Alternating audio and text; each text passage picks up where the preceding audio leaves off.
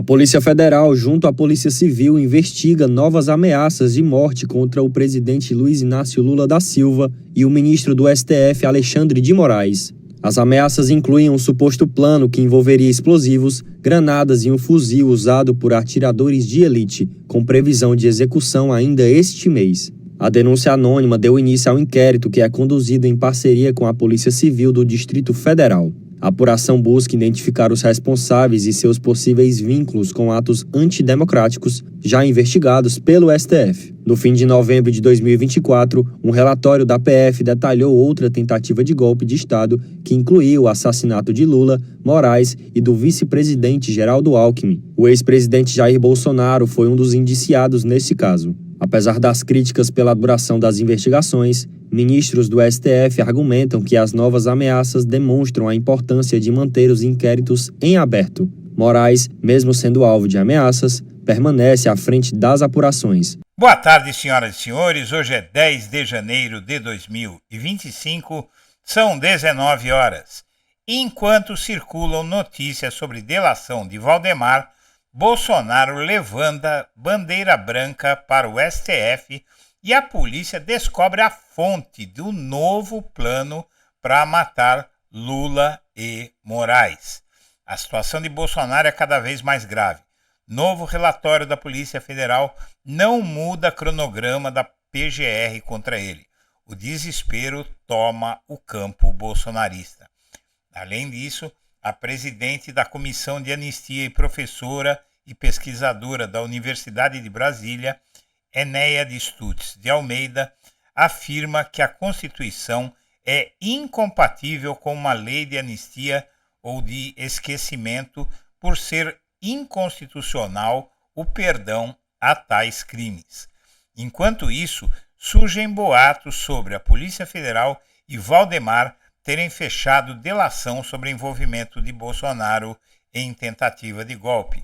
A situação é tão grave que Bolsonaro pediu arrego ao STF, contratou advogado amigo de ministros do tribunal como um recado de que se rende, mas a situação pode se agravar ainda mais. A Polícia Civil do Distrito Federal e a Polícia Federal acabam de achar pista da origem da nova ameaça de matar Lula e Alexandre de Moraes. Antes de prosseguir, eu quero pedir a você que acompanha o blog da Cidadania que se inscreva no canal, deixe seu like e compartilhe este vídeo. Muito bem, o novo relatório da Polícia Federal com dados complementares que focam o financiamento dos atos golpistas, que foca empresários e o agronegócio e até a Faria Lima, até banqueiros envolvidos, grandes empresários envolvidos, que deve ser um relatório ainda mais sério, grave do que o anterior, pelo menos na importância, porque os generais que foram presos, né, acabam sendo apenas CPFs, como diz o Exército. Já esses homens que podem vir a ter que responder pelo plano golpista são pessoas extremamente poderosas e endinheiradas.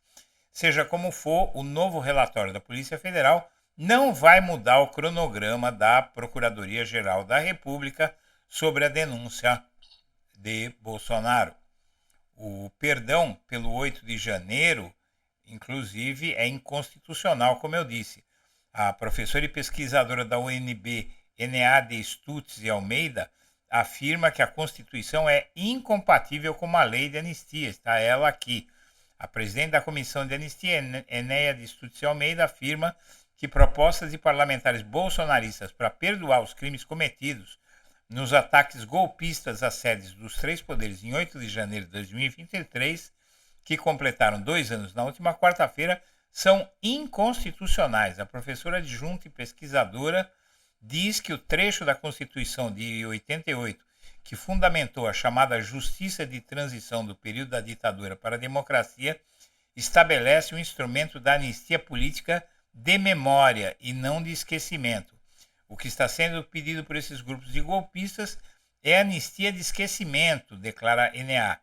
Ela lembra que um discurso de Bolsonaro na Avenida Paulista, em fevereiro de 2024, em que o ex-presidente defendeu que se passasse uma borracha no passado, é prova disso. Anistia de esquecimento é instrumento jurídico que existe, mas é o oposto do que acontece com a comissão da anistia, que valoriza a memória. Ao mesmo tempo, surge um boato aí de que o Valdemar Costa Neto, presidente do PL, que deve ser a maior fonte de informação que existe no planeta sobre Bolsonaro, talvez até que mais que a própria mulher dele, teria fechado delação sobre o envolvimento de Bolsonaro em tentativa de golpe. A Polícia Federal e Valdemar negam, mas o mesmo aconteceu na delação de Mauro Cid. Então não dá para confiar muito. Pouco antes, alguns dias antes de o Mauro Cid fechar a delação, a Polícia Federal e o próprio Mauro Cid, o advogado dele, tinham negado que havia delação. 10 dias depois, o Mauro Cid começou a delatar. Não para de piorar a situação de Bolsonaro. E aí ele contrata aquele advogado, sobre o qual já se falou bastante aqui no blog da Cidadania, dizendo que respeita e seguirá respeitando o STF. O Celso Vilardi, da PUC São Paulo, um advogado que em outubro deu entrevista à CNN dizendo que havia muitas provas contra Bolsonaro. Agora ele diz que não tem prova nenhuma. Seja como for, a nova estratégia da defesa de Bolsonaro sobre o impedimento de Alexandre de Moraes é não comprar mais briga com o STF. Com a chegada do criminalista Celso Vilardi, a defesa do Bolsonaro já sinalizou nos bastidores que vai abandonar a estratégia de insistir no impedimento de Moraes e vai parar de comprar briga com ele. O recado do Bolsonaro ao STF com a contratação desse novo advogado é o seguinte: a contratação do criminalista Celso Vilardi para reforçar a equipe de Jair Bolsonaro teve entre seus objetivos mandar um recado para o Supremo. Conciliador e com bom trânsito na corte, o advogado entra com um sinal de que a defesa tenta hastear uma espécie de bandeira branca ao Supremo. A leitura entre aliados e auxiliares de Bolsonaro é que, com a provável denúncia do ex-presidente pela Procuradoria-Geral da República nos próximos tempos e com seu julgamento na primeira turma do Supremo, é preciso mudar de estratégia e adotar um tom de menos embate e mais diálogo com a Corte. O primeiro sinal do novo rumo foi revelado também no jornal o Globo, informando que a defesa do ex-presidente vai parar de insistir nos impedimentos de Moraes. E o STF rejeitou já vários pedidos desse. O próprio Bolsonaro foi advertido abertamente por seus advogados sobre a necessidade de mudança de rota. Além disso, houve um pedido expresso para ele moderar suas falas quando o assunto for o judiciário e seus integrantes. Essa não é a primeira vez que Bolsonaro recebe essa orientação que com frequência desobedece. A Polícia Federal e a Polícia do Distrito Federal agora investigam novas ameaças de morte a Lula e Moraes com uso de granada, como isso já foi veiculado ontem. Suposto ataque também previa o uso de outros explosivos e fuzil utilizado por atiradores de elite, né? Isso aí circulou bastante ontem.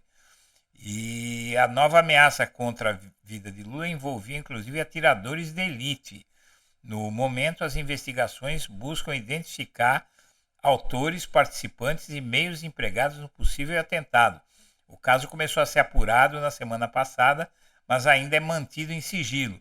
A Polícia Federal e a Polícia Civil do Distrito Federal investigam uma nova ameaça contra a vida do presidente da República, Luiz Inácio Lula da Silva, e do ministro Alexandre de Moraes. A apuração divulgada ontem pelo canal norte-americano de TV CNN revelou que há um ataque em andamento com o uso de explosivos, granadas e um fuzil Barrett, utilizado por atiradores de elite, a ser realizado ainda neste mês. No momento, as investigações buscam identificar autores, participantes e meios empregados no possível atentado. O caso começou a ser apurado na semana passada. Seja como for, minha amiga, meu amigo, a Polícia Civil e a Polícia Federal encontraram uma pista de como chegar a isso, que está sendo mantida em sigilo, mas já há uma pista. O plano envolvendo o atentado contra Lula e Moraes surgiu na Deep Web. Mensagens foram recebidas pela Polícia Civil do DF e encaminhadas à Polícia Federal. O fórum onde as mensagens circulam, segundo os investigadores, é amplamente utilizado por extremistas. As investigações prosseguem. Antes de prosseguir, eu quero explicar para você de forma bastante simples o que é a Deep Web. A Deep Web é um conjunto de endereços na internet que não são indexados pelo Google e pelos mecanismos de busca em geral, não só pelo Google, evidentemente. Esses sites eles têm uma fórmula de impedir que os buscadores os achem. Então, só acham esses sites quem tiver o endereço deles. Para chegar a eles, você não vai conseguir chegar fazendo busca sobre nada. Isso é muito usado para vários crimes, pedofilia e outro tipo de coisa, né? Outros tipos de crimes. Até mesmo organizações criminosas usam a Deep Web para poder divulgar coisas para quem interessa sem que se possa saber. É praticamente indetectável, são praticamente indetectáveis esses sites. Você precisa, é como você ter uma senha de um cofre. Você, para entrar lá, você precisa ter os números. Para entrar nesse site, você precisa ter o endereço, que geralmente é um endereço complicado. Tem um código, em geral tem um código, tem um número, tem algum endereço bem complicado que ninguém vai chegar por acidente. Então, é um sistema considerado bastante seguro pelos criminosos. Mas as polícias, né, civil e federal, chegaram a alguma coisa, por isso estão anunciando que esse assunto saiu da Deep Web. Veja só, as mensagens sobre um plano de atentado contra Lula e Moraes surgiram na Deep Web. As mensagens foram recebidas em 3 de janeiro por meio de uma denúncia anônima e chegaram primeiro à Divisão de Prevenção e Combate ao Extremismo Violento da Polícia Civil do Distrito Federal e foram posteriormente compartilhadas essas mensagens com a Polícia Federal.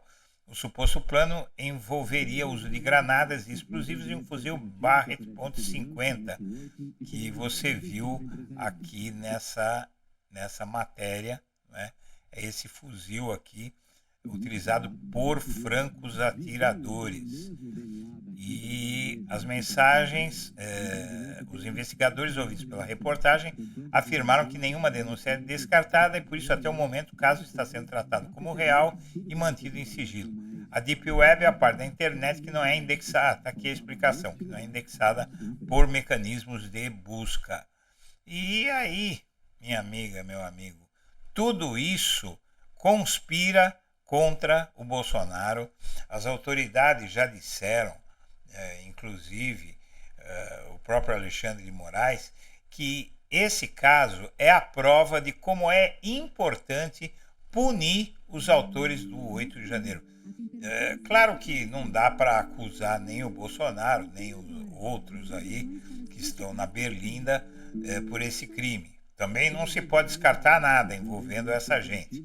Mas é provável que sejam extremistas, como o Homem-Bomba lá de Brasília e tantos outros malucos que estão por aí, mas que são insuflados pela retórica do Bolsonaro, que continua insuflando esse tipo de gente contra o Lula e contra o Alexandre de Moraes, com seus ataques furibundos, sabendo que é seguido e obedecido por um monte de malucos. Senhoras e senhores, eu agradeço a atenção e deixo meu abraço para todo mundo.